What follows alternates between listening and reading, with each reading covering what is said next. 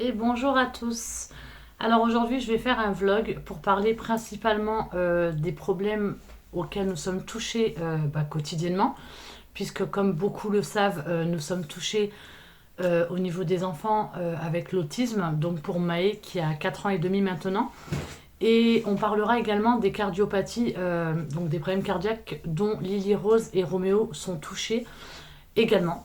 Donc voilà, je voulais rentrer un peu dans les détails par rapport à tout ça pour expliquer un peu qu'est-ce qui se passe, comment on l'a découvert, qu'est-ce que va être la suite, etc. pour eux. Et concernant Maë, voilà, on va rentrer aussi dans les détails pour parler de comment on s'est aperçu, comment on a su que Maë était atteint d'autisme et quelles sont les démarches à effectuer, voilà, où est-ce qu'on peut un peu se renseigner, s'il y a des suspicions, etc. etc. Donc voilà, aujourd'hui ça va être principalement un vlog par rapport à tout ça. Je vais essayer d'être la plus précise possible, en vous donnant peut-être des détails également sur quel établissement s'orienter s'il y a des suspicions d'autisme, et quelles sont les démarches à faire pour la prise en charge concernant donc l'autisme. Donc on dit aussi le TSA, c'est le trouble du spectre autistique.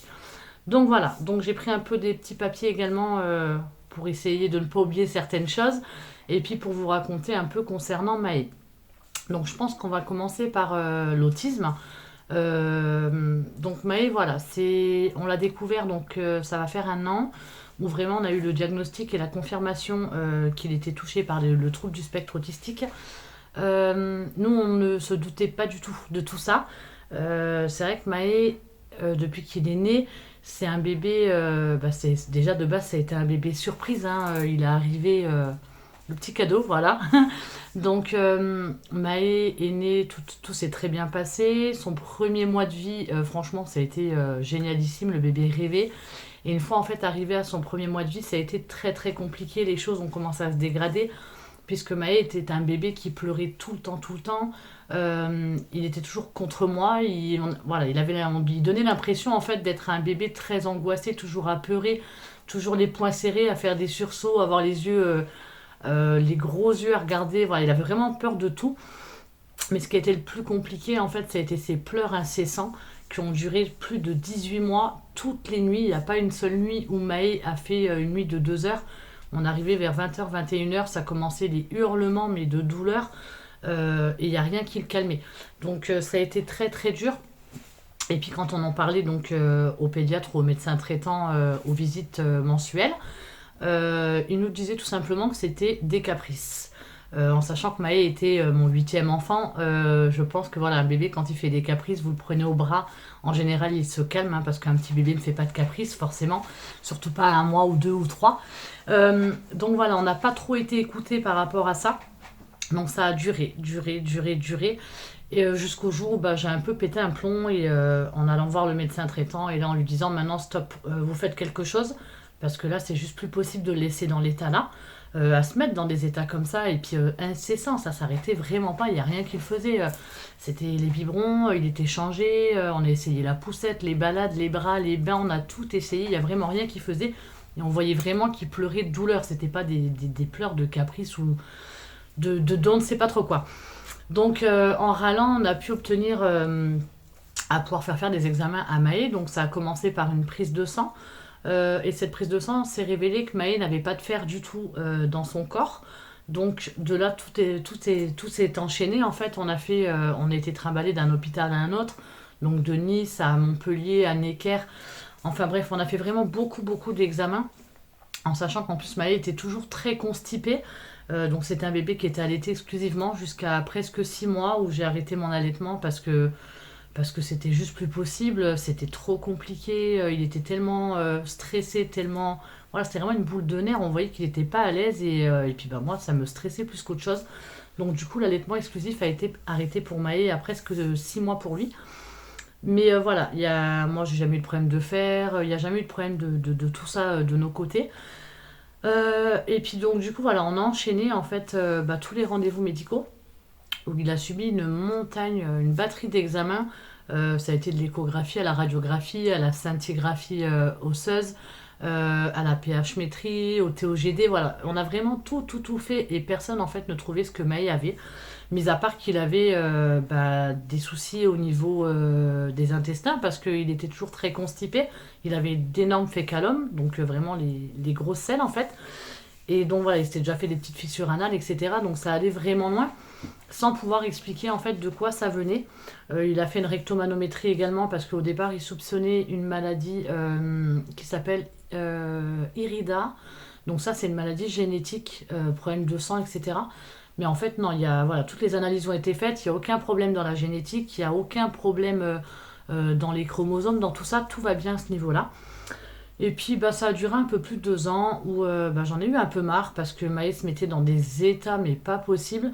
Dès qu'on arrivait dans une salle d'attente, parce qu'il avait attrapé, on va dire, la phobie des salles d'attente, des médecins, des examens, les prises de sang à répétition, les masques avec le Maopa, c'était vraiment très très dur. Donc j'ai décidé de faire une pause dans tous ces rendez-vous médicaux pour justement laisser du temps et puis voir comment les choses allaient évoluer.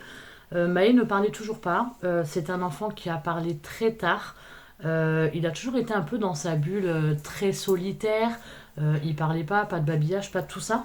Nous, ça ne nous a pas forcément inquiété plus que ça parce que, comme on dit toujours, chaque enfant est différent, chaque enfant avance à son rythme. Voilà, on peut pas comparer les enfants entre l'un et l'autre. Donc on n'a pas eu d'inquiétude par rapport à ça. On s'est juste dit que c'est un enfant qui a besoin du temps, malgré qu'il ait plein de frères et sœurs devant, voilà, que chacun y va à son rythme, hein. Et en fait, quand il est rentré à l'école, donc là il est en moyenne section, donc l'année dernière il était en petite section. Maë avait 3 ans presque et demi, ouais 3 ans et 2 mois. Donc il parlait pratiquement pas non plus. C'était très compliqué pour déchiffrer le moindre mot. Et il n'était pas sociable du tout non plus, que ce soit à la maison ou à l'école. Il n'est jamais allé vers les autres enfants, même avec ses frères et sœurs. C'est vraiment qu'avec les adultes. Moi, avec Fernand, mais vraiment, voilà, qu'avec les adultes. Et en fait, une semaine après la rentrée, on a fait le point un peu avec la maîtresse pour parler justement de Maë, de comment ça se passait à l'école. Et de là, ils nous ont demandé à voir une orthophoniste, déjà de base, pour faire un bilan. Parce que le comportement de Maë, on va dire les inquiéter, mais était différent de celui des autres, où il faisait énormément de rituels, donc il fait beaucoup de choses à répétition, des bruits, des cris, des sons, les gestes, au niveau gestuel c'est pareil, voilà, c'est vraiment très très répétitif. Et il a surtout les intérêts qui étaient très restreints. Donc pour Maë, il jouait qu'avec des trains. C'était des trains, les trains constamment, où il pouvait pendant de longues heures faire tourner le train en rond, faire tourner les roues, aligner les objets. Ça pouvait être des passes à linge, des pommes. Voilà, il alignait tous les objets. En fait, c'était entre guillemets une passion pour lui à faire ça tout le temps, tout le temps. Donc voilà, et puis donc on a eu la chance de pouvoir trouver, de s'arranger avec l'orthophoniste de Aaron pour pouvoir lui faire pratiquer un bilan, parce que tout le monde sait que pour avoir une orthophoniste, pour faire des bilans, c'est de longs mois, voire des fois des années pour pouvoir espérer obtenir une place. Et en fait, donc pendant ce bilan-là, il s'est révélé, voilà, effectivement, qu'il y avait des choses qui étaient différentes et qui pouvaient faire penser donc à du TSA, de l'autisme. Donc nous, on connaissait le mot autisme, hein, comme tout le monde, mais c'est vrai que, comme je dis toujours, quand on n'est pas touché personnellement, on ne s'intéresse pas forcément à qu'est-ce que vraiment l'autisme ou qu'est-ce que vraiment la trisomie, quels sont les signes qui peuvent faire croire que. Donc voilà, on connaissait juste ce nom, ce mot, autisme, TSA, mais on n'en savait pas plus derrière. Donc de là, on est orienté chez une neuropédiatre, une neuropsychologue, une psychomotricienne. On a commencé à avoir et à attendre aussi, surtout pour avoir une place pour les bilans, à faire plein de bilans pour voir un peu la vie de chacun. Et tous à la fin des bilans, finalement, avaient ce mot-là, autisme, suspicion d'autisme qui ressortait, mais une grande suspicion. Donc on a commencé un peu à s'informer, on a été guidé par la neuropsychologue qui était spécialisée et formée donc pour l'autisme, donc le TSA. Et en fait, quand on lisait les documents donc reçus soit par mail en PDF ou les bouquins ou sur internet ou autre, en fait tout ce qu'on pouvait lire, on avait l'impression qu'on parlait de notre enfant à nous, donc de Maë, parce que tout correspondait en fait. Mais je pense que tant que vous n'avez pas un diagnostic de posé ou une confirmation de, je pense qu'on n'y croit pas. Voilà, on se dit, bon, c'est peut-être ça, et puis bon, bah, si, on espère que non, et puis finalement, bah, si c'est ça, tant pis, hein, de toute façon, ça reste notre enfant, et puis, comme je dis toujours, il y a des choses bien plus graves dans la vie. Donc, on a attendu, attendu. On a été reçu sur le centre de ressources autistiques, donc à Marseille, qui s'appelle le CERA. C'est vraiment des structures qui sont adaptées et habilitées à poser ces diagnostics d'autisme. Et donc ça se fait avec l'ARI. Donc c'est l'association pour l'intégration des personnes en situation de handicap ou en difficulté. Ça peut se faire également dans les CAMS. Donc ça c'est les centres d'action médico-sociale précoce. Parce que certains sont également habilités à poser ces diagnostics-là. Et en sachant que voilà, pour faire ces bilans-là, donc c'est en plusieurs rendez-vous, ça prend du temps. Et en fait, donc vous avez un entretien donc qui se focalise sur trois domaines.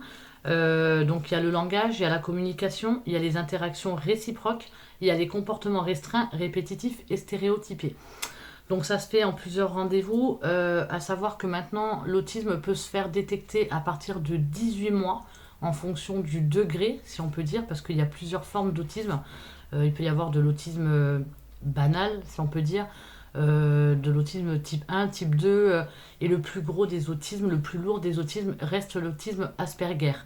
En sachant qu'il y a plusieurs formes également, il y a les autistes verbaux, les autistes non verbaux, donc c'est-à-dire certains parleront, d'autres parleront pas, comme certains vont parler très tard, et comme certains ne parleront jamais, jamais, jamais, et comme certains parleront tard peu, mais vont développer le langage, pour peut-être dans des années perdront la parole et ne parleront plus du tout en fonction de comment ils vont se renfermer en fait dans leur monde. Parce que c'est ça, ils sont dans leur petite bulle, ils perçoivent pas du tout les choses de la même manière que nous, hein, c'est complètement différent. Vous allez lui dire une citation, une expression, un cheveu sur la soupe, il va pas comprendre ce que c'est qu'un cheveu sur la soupe. Donc voilà, ils ont vraiment une perception complètement différente de la nôtre. Et en fait, donc, le but d'avoir un diagnostic et une confirmation de TSA, c'est vraiment de pouvoir mettre en place un suivi. Parce que plus tôt l'enfant va être pris en charge, plus tôt, mieux, on va dire, on aura une chance de les développer et de leur apporter l'avenir pour leur autonomie, pour leur indépendance, pour tout en fait, pour tout, tout, tout. Et puis surtout de trouver des petites astuces pour essayer de calmer surtout tout ce qui est les crises, les cris. Il y a énormément de choses en fait voilà, qui font que donc il faut qu'on s'adapte à eux sans perturber tout le monde derrière. Donc c'est vrai que c'est pas toujours évident de trouver un juste milieu. Il va y avoir des jours où ça va aller très bien et des jours où ça va être très compliqué, comme d'une minute à l'autre, tout peut basculer et changer complètement. Donc voilà, je vais vous parler donc voilà, pour les centres de ressources d'autisme. Donc nous, c'est vrai qu'on est en région PACA. Donc vous en avez plusieurs. Vous avez un CRA donc, sur Nice, un CRA sur Marseille. Et vous avez également, je suis en train de regarder sur mon papier, voilà, vous en avez un en Bouches-du-Rhône, un dans le Var, un dans le Vaucluse, un dans les Alpes-Maritimes, un en Haute-Alpes et un dans dans les Alpes de Haute-Provence, donc dans le 04. Après, voilà, tout ce qui concerne Bouches-du-Rhône, Var, Vaucluse, Alpes-Maritimes, il y a vraiment des équipes de référence donc pour l'évaluation de l'autisme qui s'appelle EREA, E-R-E-A, et qui travaillent en collaboration avec le CRA, donc en région PACA. Donc le CRA, c'est le centre de ressources autistiques. Donc voilà. Donc en fait, tout le monde peut y accéder du moment où vous avez des bilans qui parlent d'une suspicion d'autisme. Il y a des mois, des années d'attente pour pouvoir passer par ces centres de ressources autistiques. Mais c'est vrai que voilà, si on a la chance de pouvoir y accéder, c'est vraiment les personnes les plus habilitées à faire poser ces diagnostics-là et qui sont formés et voilà, qui savent informer, savent conseiller pour nous orienter, etc. Ils sont vraiment, moi je dirais, en fonction de notre vécu à nous, notre expérience par rapport à ce parcours, ils ont vraiment été number one par rapport à ça.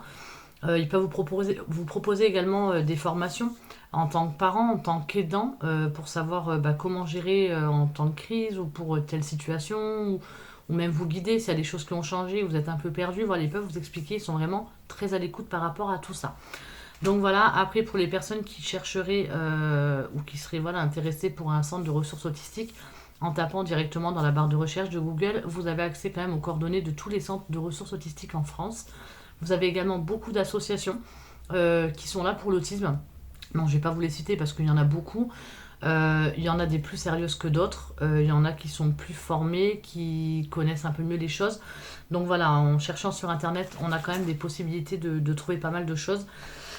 Et voilà, voilà. Donc je vais prendre mes papiers pour vous dire un peu en gros, parce que j'ai pas envie d'oublier certaines choses. Euh, alors attendez.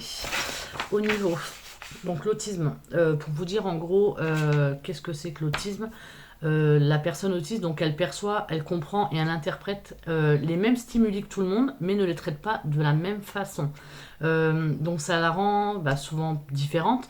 Ces comportements, ils peuvent souvent nous paraître en fait étranges, car on ne comprend pas toujours le sens. À un moment, ça va aller tout bien, il va y avoir le moindre bruit, hop, ça va déclencher des rituels, des répétitions de cris, de bruit, des crises, les pleurs à se rouler par terre, à ne pas comprendre, à faire des gestes avec les mains, se boucher les oreilles ou voilà, se balancer.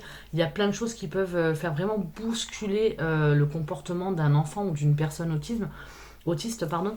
Mais en fait, le plus important dans l'autisme, c'est vraiment l'observation. Parce que ça peut être tellement plein de choses différentes que c'est vrai que des fois, c'est compliqué à essayer d'interpréter ou à essayer de comprendre pourquoi il se passe ci, pourquoi il est comme ça, pourquoi ça allait tout bien et d'un coup tout a changé, en sachant que pour nous, c'est des choses qu'on fera pas forcément attention. Ça peut être l'odeur d'un parfum, par exemple, je vais dire une bêtise, à l'école, voilà, il y a du personnel, il suffit qu'une ATSEM ou une AVS, quoi, ESH, maintenant, échanger l'odeur de son parfum, ça peut les déranger, donc ça peut provoquer des crises, ça peut changer plein de choses, ça peut provoquer plein de choses. Ça peut être une ampoule qui a été grillée depuis 6 semaines et que l'ampoule a été changée, donc beaucoup plus de luminosité. Ça peut être la voix d'un enfant, ça peut être tellement de choses. C'est vraiment très complexe, d'où pourquoi voilà, l'observation est vraiment importante pour ça.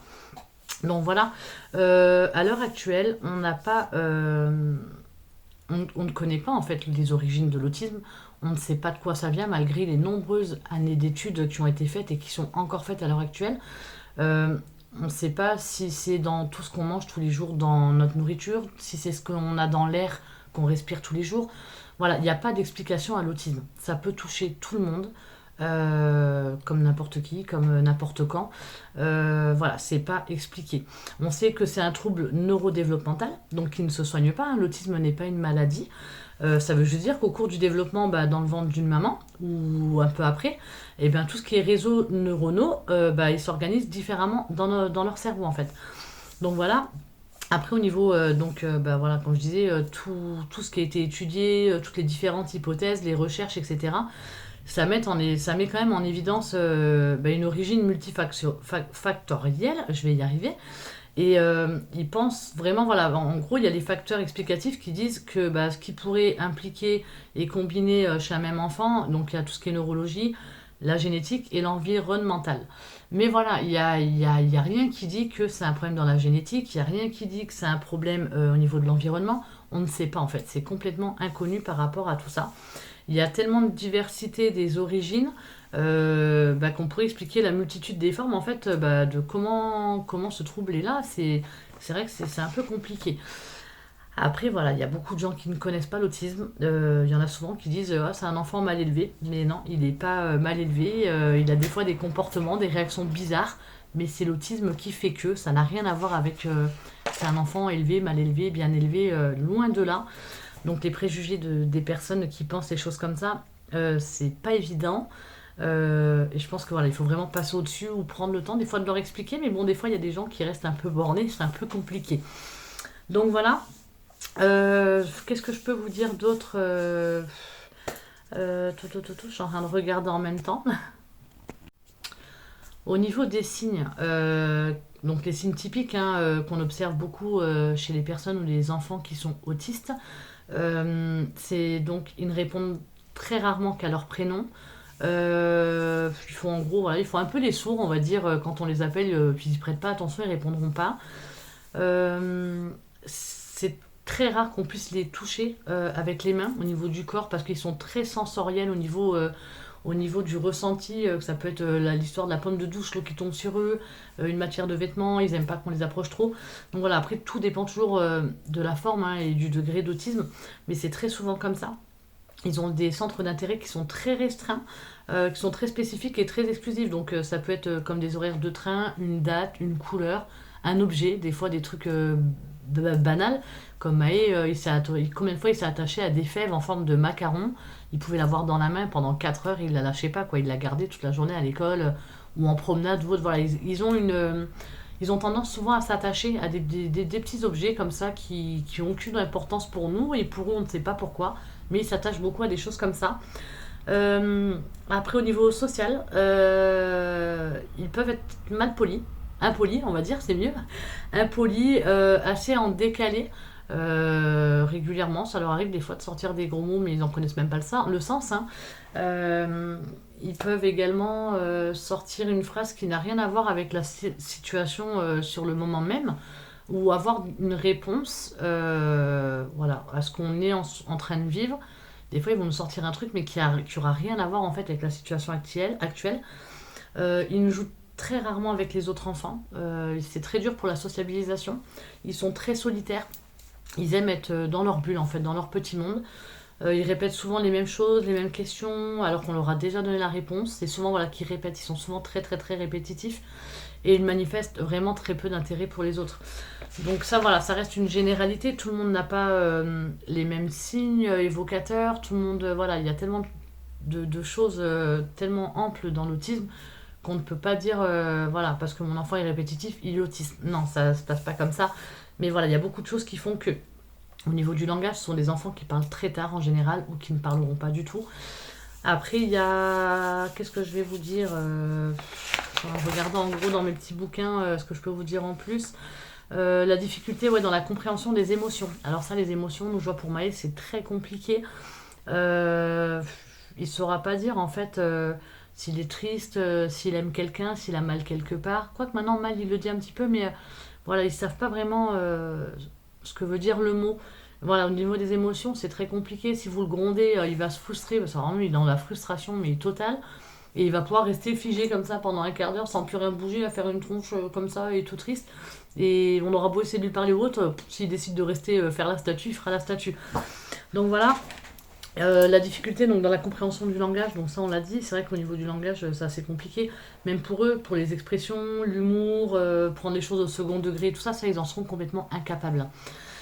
Ils ont donc les particularités sensorielles, donc c'est ce que je disais, ils ont des sensations exacerbées pardon, de certaines stimulations, par exemple la lumière trop forte ils supporteront pas, une certaine texture ou un type d'objet, ou le bruit, des fois le bruit, je sais pas. On va prendre un livre, on va le poser un peu fort sur la table, ça va faire un bruit, ça va le mettre dans un état de panique, il va entendre une perceuse, ça le dérangera pas du tout. Comme des fois ça va être le contraire, il va entendre, j'espère on va être à la gare, on va entendre le train ou une tronçonneuse, ça va vraiment le déranger, les mains sur les oreilles, et là il part dans ses rituels, voilà. C'est assez compliqué. En fait, ils perçoivent tellement pas les choses comme nous que c'est vraiment compliqué au niveau des sensations sur leur corps, au niveau du mouvement, etc. Pour s'orienter dans l'espace aussi, c'est aussi difficile, donc des fois il y a des troubles moteurs. Donc il y a certaines personnes donc autistes qui ne sont pas très à l'aise dans la motricité fine, comme le graphisme, l'écriture. Il y a également aussi la motricité globale, comme l'équilibre, la coordination. Donc ça présente quand même des atypies assez motrices, comme Noumae, il ne marche pas, il court sur la pointe des pieds, toujours, toujours, toujours. C'est très très très rare de le voir marcher, il est toujours sur la pointe des pieds et il sautille en fait tout le temps, comme un petit oiseau, tout le temps, tout le temps, tout le temps. Et ça, depuis qu'il a pu marcher, il n'a jamais marché les pieds à plat, c'est tout le temps sur la pointe et il sautille. Ils sont assez raides, assez rigides. Voilà, il y a plein de petits trucs comme ça. Par contre, ils sont assez forts dans un domaine, c'est les langues étrangères, tout ce qui est mathématiques, les calculs. Noumae, donc ça qu'il a parlé très tard. Par contre, il a su le français, l'anglais, l'allemand, l'italien. Et il nous sort quelques mots, on ne sait pas trop, c'est du russe, du polonais, sans qu'on lui apprenne. Donc depuis qu'il a, je dis pas de bêtises, il est rentré en petite section, donc il avait 3 ans et 2 mois. Il savait compter en français, en anglais jusqu'à 20, il décomptait. L'alphabet, là, il la connaît par cœur. En français, là, il est en train de commencer un peu sur l'anglais. En allemand, c'est pareil, il sait compter, il connaît toutes les couleurs en français, en anglais. Voilà, il y a tellement de choses, mais ils sont super intelligents par rapport à ça. Ils adorent ça en fait. Tout ce qui est chiffres, langue étrangère, moi je suis bluffée, c'est hallucinant. Donc après, on a les comportements. Comment sont les comportements donc d'une personne ou d'un enfant qui est autiste? Il y a différentes particularités donc que bah, les professionnels, tout ça, tout le monde a pu observer en fait. Il y a des comportements, donc les crises face à la frustration, au changement, à l'imprévu.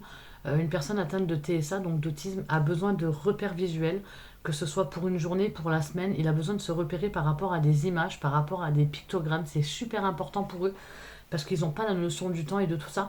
Donc c'est vrai que si on change, ils peuvent manifester en fait bah, leur incompréhension ou voilà leur frustration par des cris, par des pleurs, par de l'agressivité, parce qu'ils peuvent être agressifs également. Même parfois sur eux-mêmes. Hein. Nous, Maïs s'est déjà mordu les bras ici des deux côtés, mais à 100, c'est resté 15 jours. Donc c'est pas des caprices, hein, c'est vraiment des crises. Et la seule façon en fait, bah, l'enfant d'exprimer son anxiété ou son incompréhension, ou sa frustration, ou ses émotions, ou une douleur physique, c'est vraiment les cris en fait, ces crises pour dire bah voilà il y a quelque chose qui va pas, il y a quelque chose qui a changé, ou là je suis perdu. Voilà, c'est vraiment en fait toutes ces crises sont provoquées par quelque chose qui n'est pas habituel. Hein. Donc le plus facile, c'est vraiment d'anticiper et d'avoir des plannings avec des visuels sous les yeux pour eux, surtout pour quand il y a un rendez-vous, quand on va partir, je sais pas, en vacances ou faire une journée quelque part, ou bah là on va pas à l'école, on a l'orthophoniste, ou là on va pas à l'école, on a la psychomote. Il faut toujours les prévenir un peu à l'avance et les préparer en disant bah voilà, là demain tu vas pas à l'école parce que tu vas à l'orthophoniste, à la psychomote, et après je te ramènerai à l'école, etc. Il faut toujours répéter, répéter, répéter parce que l'adaptation est assez difficile au changement de situation pour eux. Donc voilà. On a également le fait qu'ils soient dans leur bulle. C'est vrai qu'il faut essayer un maximum de limiter ce temps-là où ils sont vraiment dans leur monde, comme les tablettes, les écrans, les objets sensoriels. Parce qu'en fait, c'est vraiment. C'est un truc pour eux où ils se replient en fait dans leur bulle, dans leur monde à eux. Et en les laissant vraiment dans ce monde-là, c'est pas les aider finalement. Donc on peut le faire à un temps limité, mais il faut vraiment pas que les choses soient prolongées par rapport à tout ça. Après, donc l'utilisation particulière du langage, donc il y a pas mal de choses, parce qu'il y a souvent le langage soutenu, le jargon, les choses comme ça, les écholalies. Donc les écholalies, c'est quand ils répètent. euh, Par exemple, je sais pas, vous allez lui montrer un dessin animé de Peppa Pig. Nous, Maë, ça a été le cas. On peut lui montrer un épisode, on lui remonte 6 mois après, il va savoir le dialogue, mais complet du début jusqu'à la dernière seconde. Avant que les personnages parlent, il va pouvoir répéter ce dialogue-là complètement. Donc ils ont vraiment une mémoire incroyable. Donc voilà, ils font souvent des répétitions immédiates ou différées de ce qui a été dit par quelqu'un également. Des fois, ils vont me sortir des trucs, il l'aura peut-être entendu qu'une fois, mais ça va rester là. Et puis un jour, il va nous le ressortir alors que on sera même pas dans la situation adéquate. Il va sortir le mot parce qu'il va se rappeler qu'il l'a entendu et voilà. Donc voilà, au niveau de la communication, voilà, difficulté ou particularité dans la communication d'un besoin, d'une envie, d'une émotion, en tirant par les vêtements, par exemple, ou en prenant par la main, il va utiliser la main de quelqu'un pour pouvoir montrer quelque chose de ce qu'il a envie. Donc le plus simple pour eux, même pour nous en tant qu'adultes ou en tant que professionnels, c'est vraiment d'utiliser des outils de communication. Donc il y en a plusieurs sortes, hein. Il peut toujours avoir le langage des signes, les pictogrammes, le macathon, il y a tellement de choses, mais c'est vraiment très important de mettre tout ça en place. Ça. Donc pour revenir en fait, bah, quel élément ou quel comportement a pu nous faire croire qu'il y avait de l'autisme. Donc nous on n'y était pas là, mais c'est vrai que quand on a commencé à voir certains spécialistes, ils nous demandaient en gros les comportements de Maë, qu'est-ce qu'on trouvait peut-être différent des autres enfants, parce que malheureusement dans les cas là, on est obligé, même si on compare jamais deux enfants, on est obligé de se dire ouais c'est quand même bizarre, il a 4 ans, à l'âge là, l'autre il faisait quand même ça, ça, ça. Donc voilà, nous il y a énormément de choses qui étaient présentes. Et donc on me demandait de l'écrire sur une liste au fur et à mesure pour être sûr pendant les rendez-vous de ne pas les oublier parce que c'est super important. Donc nous on avait les troubles du sommeil qui étaient très importants, les troubles de l'alimentation, les troubles sensoriels. Donc au niveau des troubles du sommeil, Maë est un enfant qui dort très peu. D'ailleurs, il a été mis sous mélatonine pure depuis juillet. Donc la mélatonine, c'est l'hormone du sommeil, hein, quelque chose de complètement naturel. Il n'y a rien de dangereux pour ça. Pour les aider en fait à dormir, parce que le fait qu'ils dorment pas beaucoup, bah, forcément ils sont énervés, ça peut déclencher plus de crises, etc. Donc trouble du sommeil, on pouvait des fois attendre 2-3 heures du matin avant que Maë s'endorme. On entendait chanter, danser, il nous ouvrait tous les placards, les tiroirs des commodes, il nous sortait toutes les chaussettes, il mettait tout dans son lit, il les ouvrait. Voilà, il pouvait retourner la chambre en une demi-heure. prendre des petites bouteilles d'eau, les renverser dans son lit, sur le matelas, etc. Donc les troubles du sommeil sont très très compliqués. À l'heure actuelle, il dort un peu plus dans son lit, mais il s'endort quand même assez tard, même si des jours on arrive à le faire à dormir un peu plus tôt. C'est un enfant qui se réveille très tôt également. Il pouvait se réveiller jusqu'à 20 fois par jour, par nuit. C'était vraiment très très compliqué. Niveau de l'alimentation, alors ça, super important. L'alimentation est très difficile également. Il est très sélectif, donc concernant Maë et en général concernant les personnes atteintes d'autisme. Ils sont très sélectifs au niveau de la texture, au niveau du goût, au niveau de la couleur. Nous, Maë, dès qu'on lui donne quelque chose dans l'assiette, il va prendre l'assiette, il faut qu'il sente tout en fait avant de mettre à la bouche. Il mange très rarement avec des couverts, souvent avec les doigts.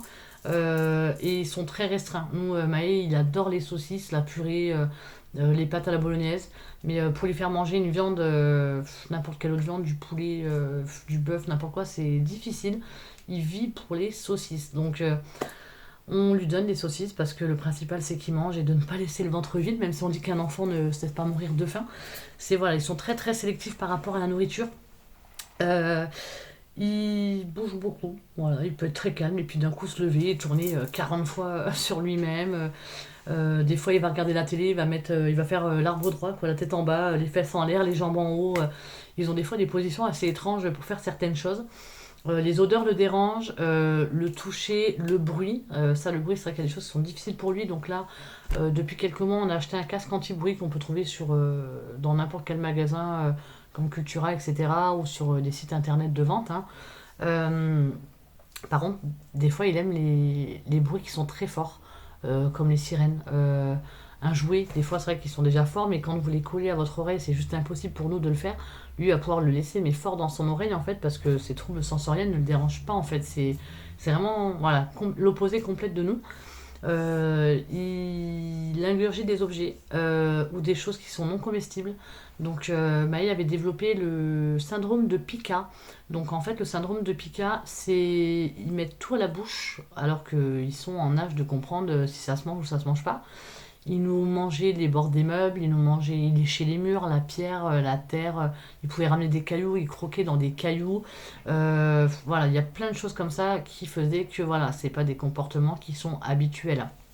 Donc voilà, ce syndrome de Pica a pratiquement disparu maintenant. Du fait, bon bah déjà, vu qu'on a déménagé, on a plus le grand terrain avec du sable, des cailloux à gauche à droite. Donc voilà, et puis maintenant on peut lui répéter plusieurs fois.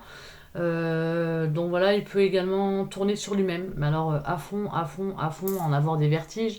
Il nous l'a fait encore là cet été dans la piscine où il tourne sur lui-même à fond dans la piscine, à en vomir. Donc merci la piscine cet été.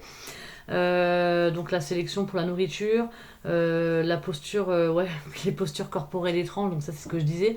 Il peut se mettre à quatre pattes pour manger, voilà, il a vraiment des postures des fois un peu bizarres. Il avait souvent du mal à se faire comprendre. Les écoliers étaient très nombreuses et fréquentes.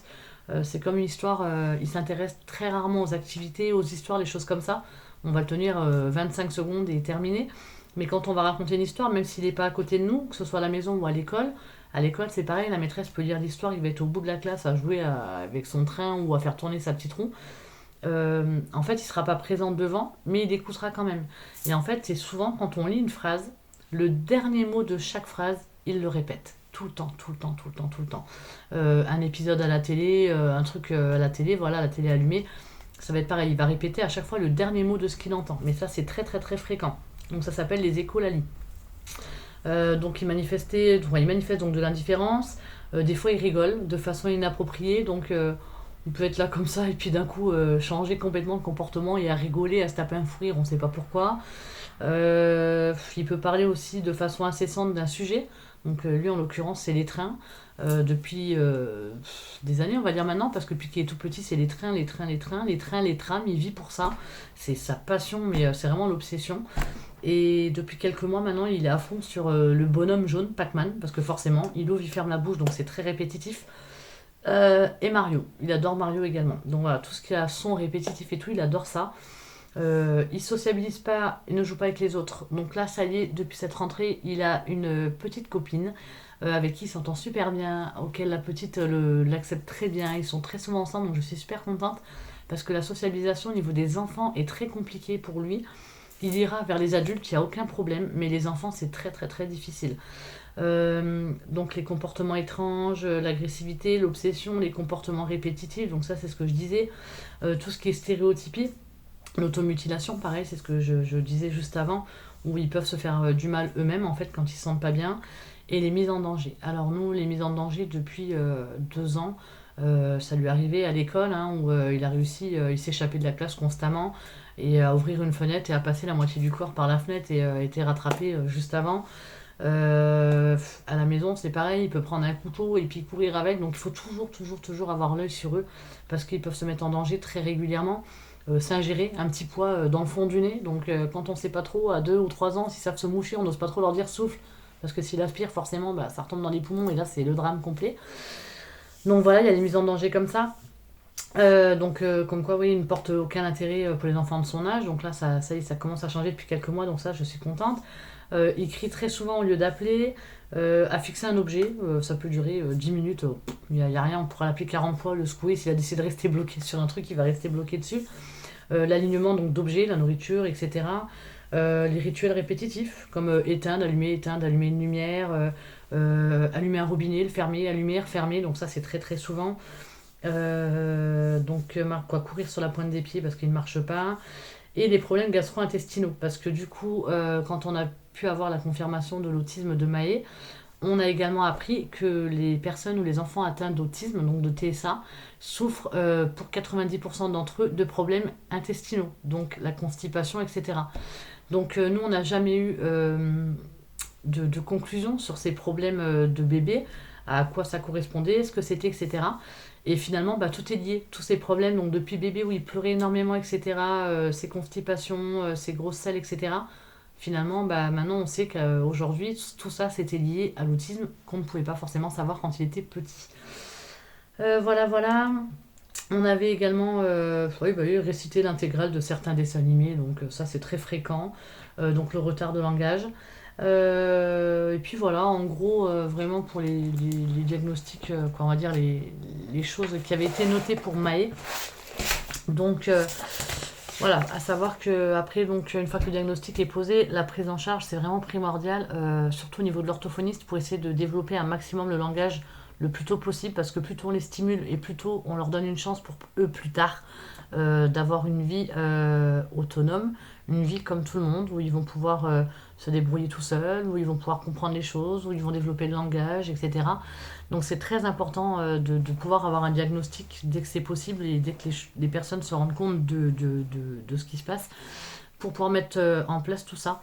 L'orthophoniste, la psychomotricienne, donc ça c'est très important également. Vous avez, je dis pas de bêtises, la possibilité de rentrer en ligne dans les CESAD. Donc les CESAD, en fait, c'est des structures où, pareil, il y a des professionnels qui sont vraiment formés et habilités à l'autisme, qui travaillent également avec certaines associations. Donc tout dépend toujours du département, de la ville, ou voilà, de la région où vous habitez, mais il y en a un peu partout. Les listes d'attente sont très longues, mais voilà, rien n'est impossible. Nous, on est en attente, en sachant que pour pouvoir rentrer dans le CESAD, il faut faire le dossier MDPH. Parce que qui dit autisme dit dossier MDPH. Parce que autisme dit AESH. Donc ça, c'est l'AVS, l'aide humaine. On l'appelle comme ça maintenant. Et pour pouvoir avoir une aide humaine, il faut absolument faire un dossier MDPH.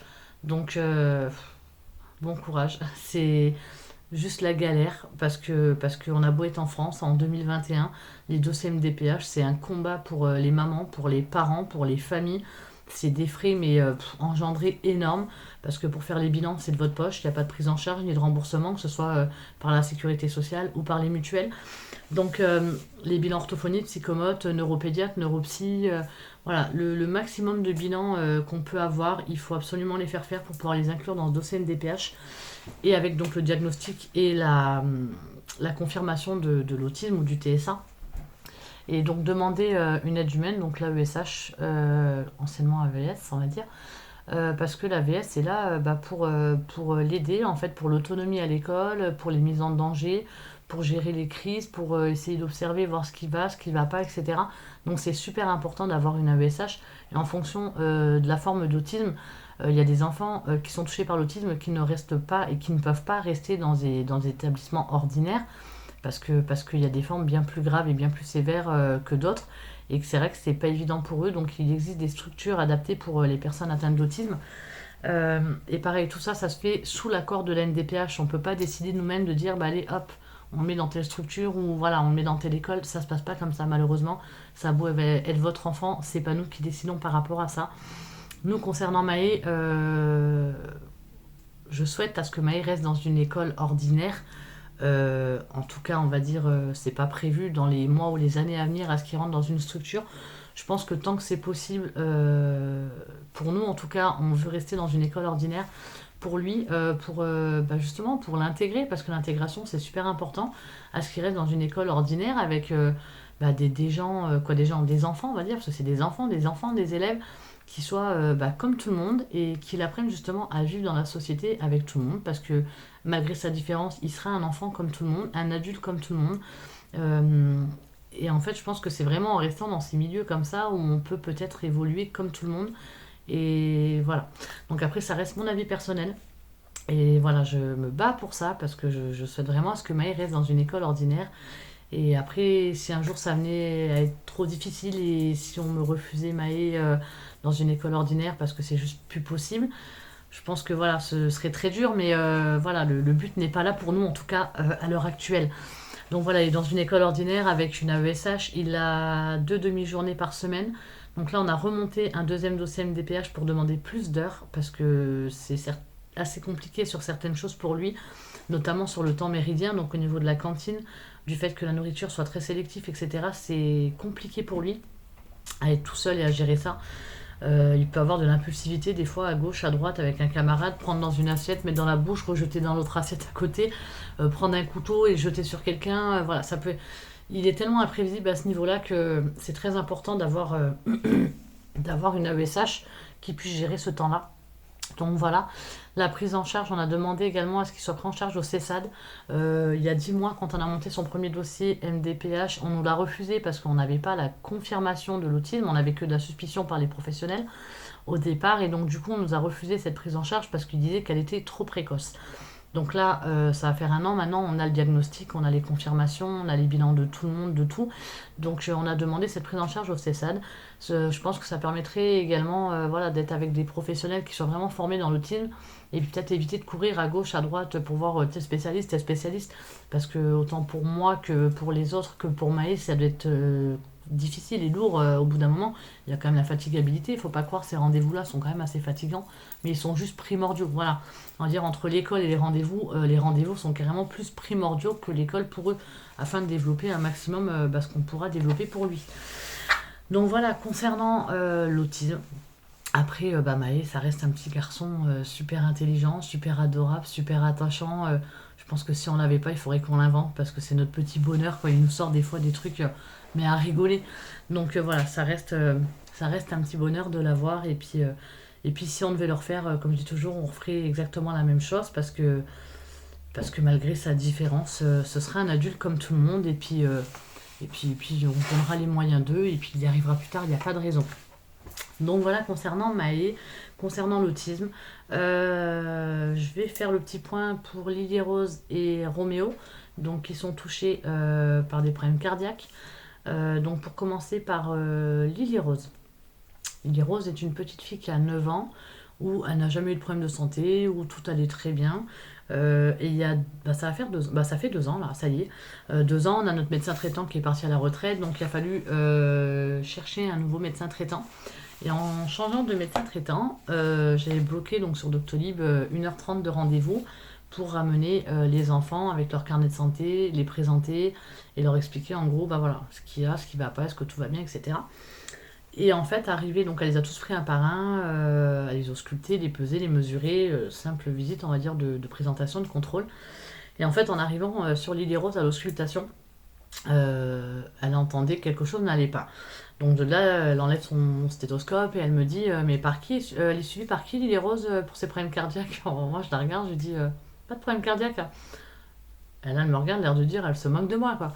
Et je dis, non, mais elle va bien, non, elle n'a pas de problème cardiaque de quoi, quoi. Mais je suis tombée des nues. Je me dis, alors, soit c'est une nouvelle, une jeunette est con comme un manche, ou je sais pas, quoi. Mais vraiment, voilà, tombée des nues complet. Donc de là, elle nous oriente directement chez un cardiopédiatre assez rapidement pour faire un point et faire un contrôle, voir ce qui se passe. Et donc de là, on a été reçus sur Palavas-les-Flots. dans un institut spécialisé dans, dans les cardiopathies donc infantiles, etc. Et de là, donc, il se confirme que Lily Rose a des extrasystoles ventriculaires. Donc, en gros, ça lui fait des ratés de cœur assez importants. Donc, de là, on nous redonne un rendez-vous et revenir assez rapidement pour faire poser un boîtier. Donc, c'est un Holter ECG. C'est avec des électrodes qui sont posées au niveau du buste, quoi, du thorax, avec relié à un boîtier pendant au moins 24 heures pour voir en fait au niveau de l'arythmie, etc., cardiaque, comment ça se passe sur plusieurs heures.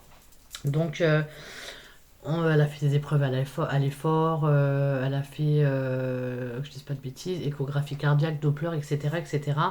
Elle a fait un scanner des coronaires, donc un coroscanner, si je me rappelle bien, qui ne révèle pas de problème au niveau des coronaires, donc elle n'a pas d'artère bouchée, il n'y a pas tout ça. Il pensait une maladie cardiaque, finalement, à l'heure actuelle, il n'y a aucune maladie cardiaque qui est évoquée. En fait, les extrasystoles viennent de... Donc au niveau du cœur, il y a 4 cavités. Donc en haut, il y a le ventricule gauche et droit. Et en fait, il se révèle que dans ces cavités-là, dans le ventricule gauche et droit, elle a des petits foyers électriques qui font ces extrasystoles. Donc c'est raté.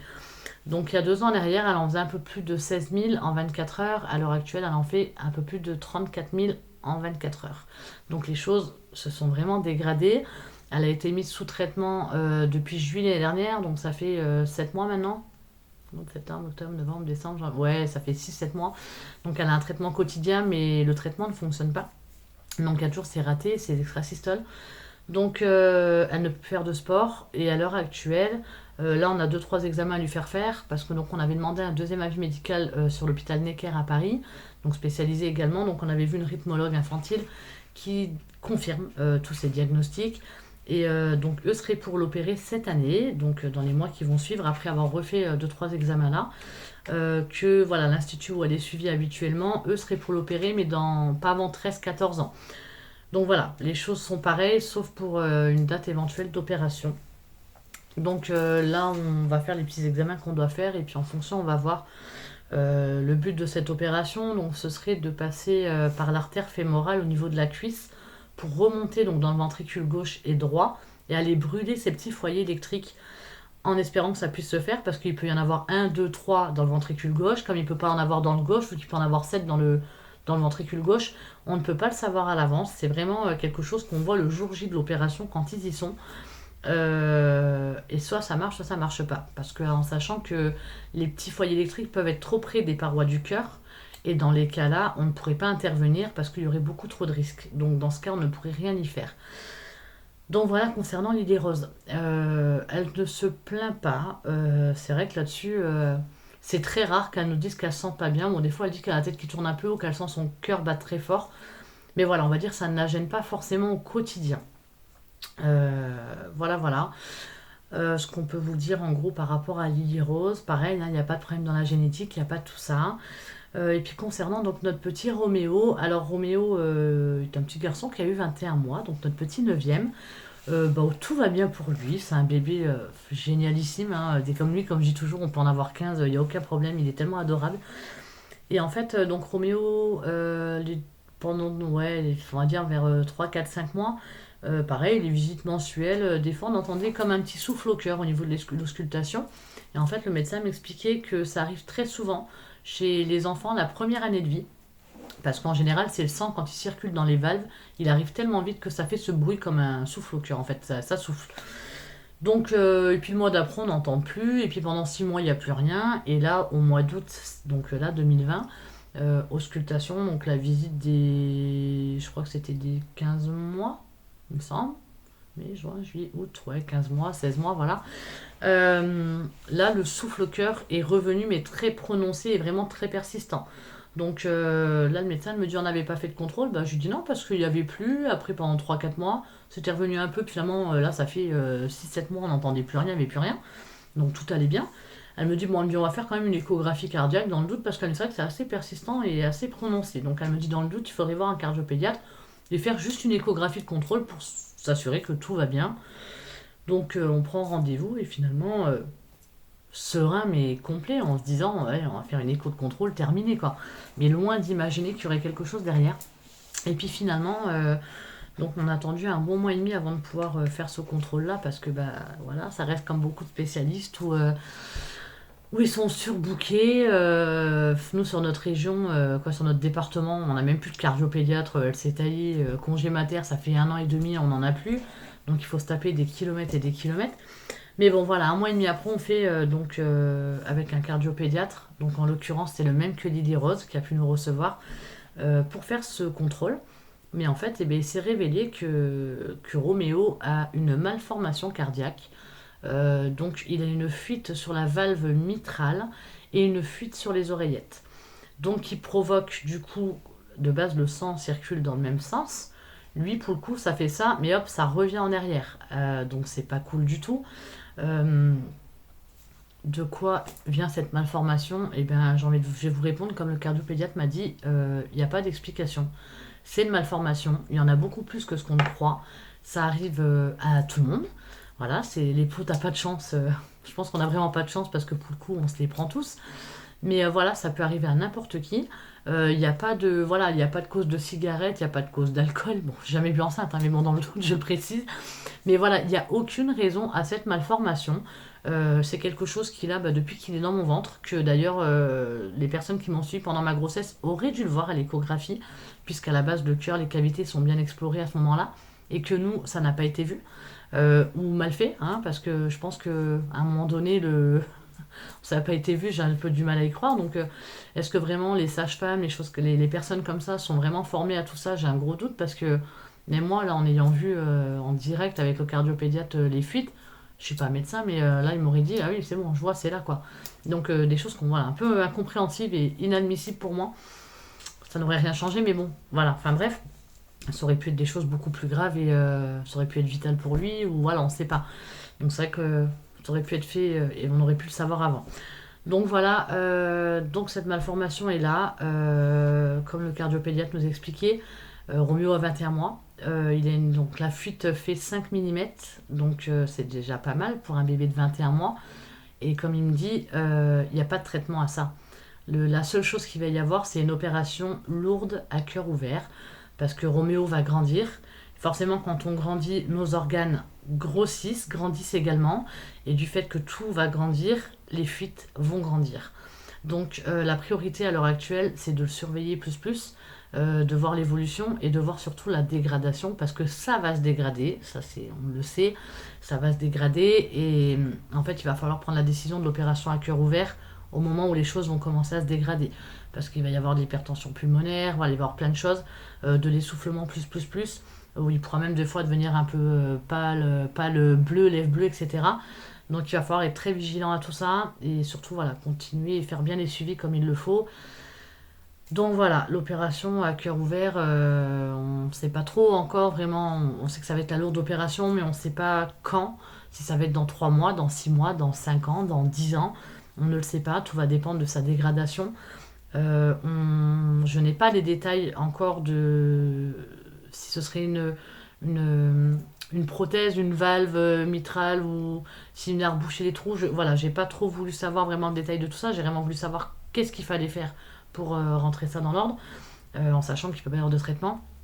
Et je voulais vraiment savoir, voilà, l'opération, en quoi elle consistait. C'était vraiment une petite, c'est entre guillemets, mais voilà, une opération, on va dire, en passant par l'artère fémorale, où c'était vraiment la lourde opération à cœur ouvert.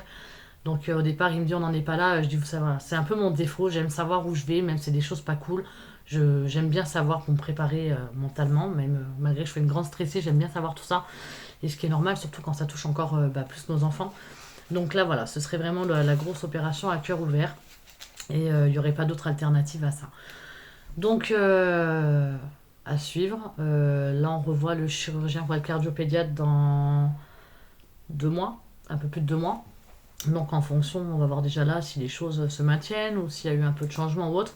Donc, on verra le médecin, le spécialiste en même temps pour Lily Rose et Roméo, parce que du coup, ils vont chacun porter les boîtiers pendant 24 heures. Donc, au lieu de faire plusieurs allers-retours à je sais pas combien de kilomètres et d'heures de route, on va faire tout en même temps. On restera sur place comme on fait à chaque fois pour Lily Rose.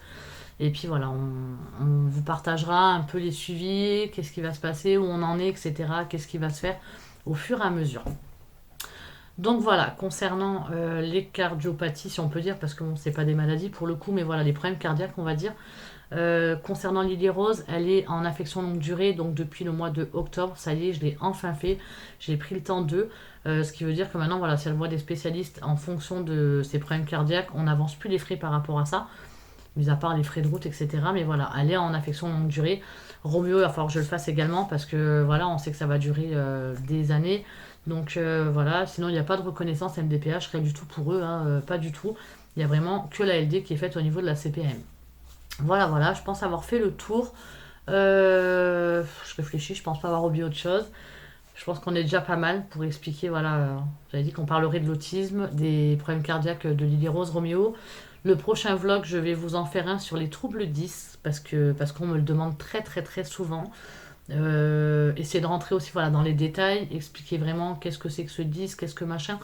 Donc je sais que ça intéresse pas mal de personnes. Voilà, c'est également, je vais également raconter notre parcours à nous depuis bientôt 4 ans pour Aaron et Ezekiel sur les démarches qui ont été faites, comment on l'a vu, comment on l'a découvert, qu'est-ce qui a été mis en place, qu'est-ce qui a été compliqué. Voilà, on parlera de tout ça dans le prochain vlog. Et je pense qu'on va en refaire un cette semaine pour faire un peu le partage de la semaine à la maison. Du coup, pour le coup, prendre nos petites habitudes, vous faire partager des petits trucs. Et puis voilà. J'espère que ce vlog vous sera utile. Si vous avez des questions, vous pouvez toujours me contacter via Instagram sur Famille Raymond, donc le officiel, hein. Il n'y en a qu'un. Je prends toujours le temps pour essayer de répondre un peu à tout le monde avec plaisir quand je peux et quand je sais. Si j'ai des doutes, j'évite de répondre ou je ne préfère pas dire des bêtises. Mais voilà, n'hésitez pas à nous suivre, à liker, à vous abonner, à partager. Et puis merci d'avoir pris le temps d'écouter tout ça. Et puis on vous fait à tous des bisous et on vous souhaite un bon week-end.